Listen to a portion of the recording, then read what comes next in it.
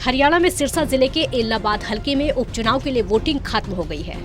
हलके के 1,86,000 मतदाता 20 प्रत्याशियों के भाग्य का फैसला ईवीएम में कैद कर चुके हैं।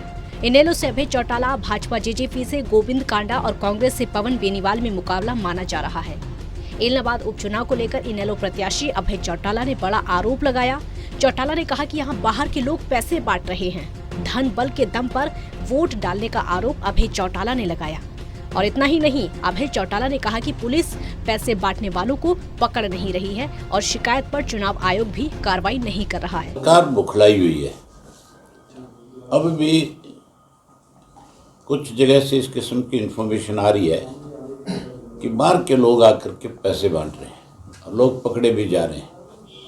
पुलिस प्रशासन जो है वो उनको पकड़ने की बजाय कहीं उनको सरकारी दबाव में आकर के छोड़ने का काम कर रही है। लेकिन जितना वो इस तरह का प्रयास करेंगे उतना ही लोग जो है और ज़्यादा एग्रेसिव होकर के मतदान करेंगे। लोगों का ईमान नहीं खरीद सकते आप।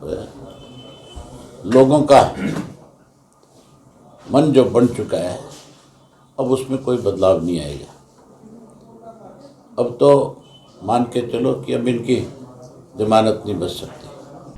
वहीं कांग्रेस उम्मीदवार पवन बेनीवाल ने भी चुनाव में धन बल के प्रयोग का आरोप लगाया। कोई किसी तरह की आपको शिकायत हो सर सरकारी मशीनरी को लेकर या फिर यहाँ पर व्यवस्था में कोई खामी? सरकारी मशीनरी को आज सुबह तो कोई वो नहीं है, लेकिन कल रात धन बल का बहुत इस्तेमाल हुआ है। कंप्लेंट भी की है लेकिन अभी तक कोई उस पर कार्रवाई नहीं हुई। सर आपको लगता है इस बार चुनाव में धन बल के प्रयोग के आरोप पर पुलिस अधीक्षक अर्पित जैन ने कहा कि इस मामले में जो भी शिकायत आई है और जो भी दोषी होगा उसके खिलाफ कड़ी कार्रवाई होगी।